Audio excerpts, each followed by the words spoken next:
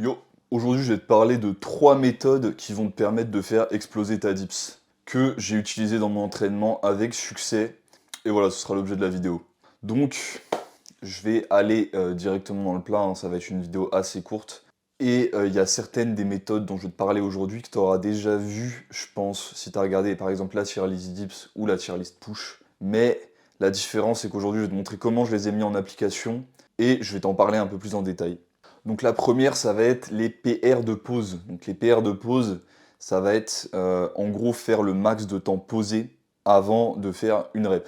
Donc ça s'appelle aussi l'iso to rep avec un poids donné, tu vois. Donc sur les dips, moi je l'ai utilisé de deux manières. Je l'ai utilisé régulièrement avec des poids légers pour me conditionner, pour éviter à long terme les douleurs de pec que je commençais à avoir à une période. Ça a excellemment fonctionné.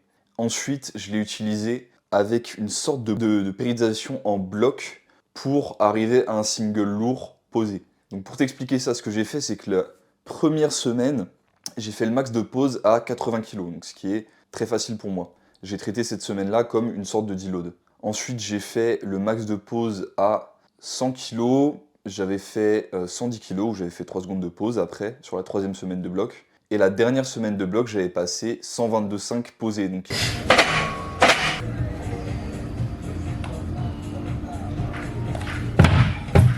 qui était à l'époque à 2,5 de mon PR. Bon, à l'époque c'était à 2,5 kg de mon PR, aujourd'hui c'est à 3,75 kg de mon PR. C'était il n'y a pas si longtemps que ça.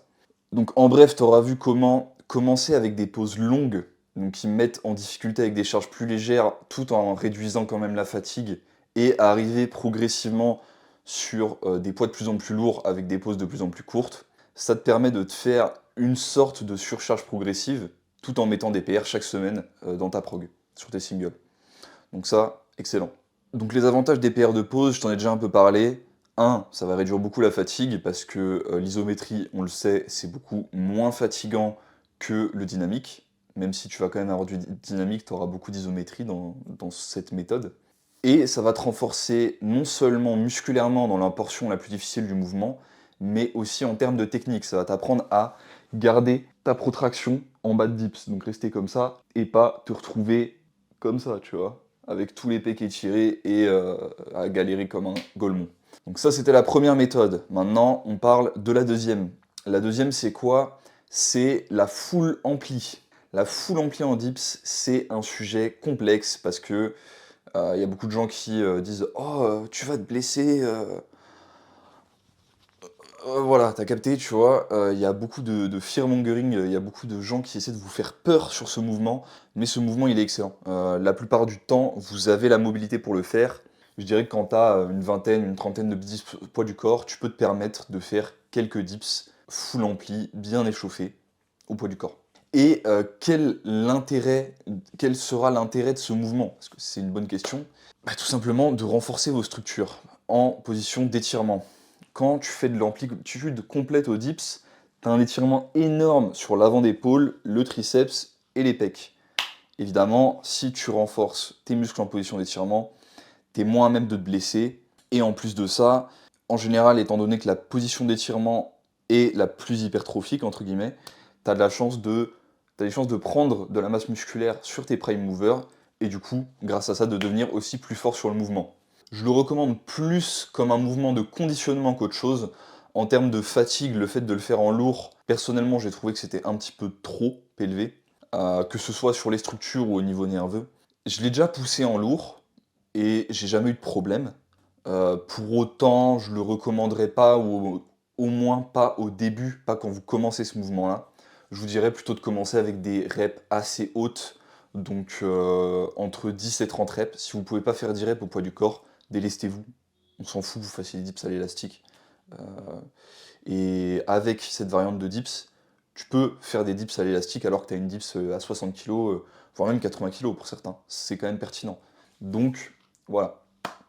Donc ça c'était la deuxième strat. Pareil, je pense qu'elle m'a évité beaucoup de blessures. Et en revenant sur des dips amplitude de street lifting après avoir fait un bloc en ampli complète, je me suis encore une fois retrouvé à PR. Donc maintenant, la troisième et dernière astuce sur cette vidéo, ça va être les PR de vitesse. Vous le savez, je suis un énorme proponent, je pense, le premier à avoir amené ça en France, en tout cas de la manière dont je le pratique, les PR de vitesse. Oui, je suis le premier à avoir amené ça en France, faut le dire, hein. Et c'est un outil clé de ma progression. Les dips se portent particulièrement bien au PR de vitesse parce que vous pouvez avoir, une fois que votre technique est calée, le groove est quand même rarement mauvais. Ça arrive de faire une bourde et du coup d'être ralenti, mais globalement c'est rare que le groove soit mauvais. Et en plus de ça, c'est très facile de mesurer le moment où on commence la phase concentrique. Parce que les PR de vitesse, on va mesurer la phase concentrique du mouvement, parce que c'est celle-là où on pousse, on s'en fout de savoir à quel point on descend lentement. Du coup, les PR de vitesse, ça sert à deux choses. Un, ça sert à savoir quand on est prêt pour avoir de nouveaux PR absolus. Donc, par exemple, si je vois que j'ai enlevé 0,3 secondes sur mon PR de vitesse à 100 kg avant d'avoir ajouté cette vitesse-là, j'avais un PR à 125, je peux supposer que je suis prêt pour passer 127,5 ou 130. Donc, c'est un bon outil pour jauger la performance qu'on va pouvoir mettre dans la suite de la séance, pourquoi pas, ou dans les semaines qui viennent, si on ne prévoit pas de faire ce single lourd le jour même. Ensuite, l'autre utilité, ça va être quand on commence à être un petit peu fatigué nerveusement, articulairement, etc.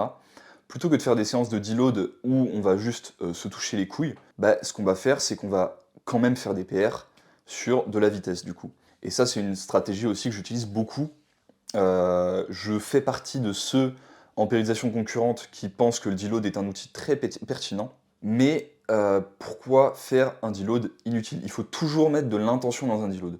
Si vous voyez le deload comme un moment pour se reposer, vous êtes trompé. Même les gens dans l'entraînement conventionnel, même les power ou les strictos qui font de la périodisation en bloc et qui n'adhèrent pas du tout à mes méthodes, je pense vous diront la même chose. D'ailleurs, s'il y en a, vous pouvez vous manifester en commentaire et dire si vous êtes en désaccord avec tout ce que je dis là. Mais voilà. Donc, en deload, moi, ce que je vais favoriser, ça va être justement les PR de vitesse, les PR de pause, mais à des poids très légers, donc où je vais pouvoir faire au moins 30 secondes de pause. Donc, le premier outil que je vais donner dans la vidéo. Et pourquoi pas des high reps, mais sur des variantes plutôt légères en fatigue. Donc, en général, des variantes plus en position contractée. Parce que, en général, ce qui cause le plus de fatigue centrale comme de fatigue tendineuse, articulaire, etc. On le voit, c'est les mouvements où il y a le plus d'étirement. Donc vous pouvez faire un deload par exemple avec que des partiels de contraction. C'est quelque chose qui fonctionne assez bien de par mon expérience. Voilà, on en a fini pour aujourd'hui. Comme je vous l'ai dit, c'était assez rapide. Je me suis même permis de vous faire une petite tangente pour vous aider sur l'aspect deload. Et bah voilà, moi je vous souhaite un excellent Noël. Je crois que c'était hier. Et je vous dis à la semaine prochaine.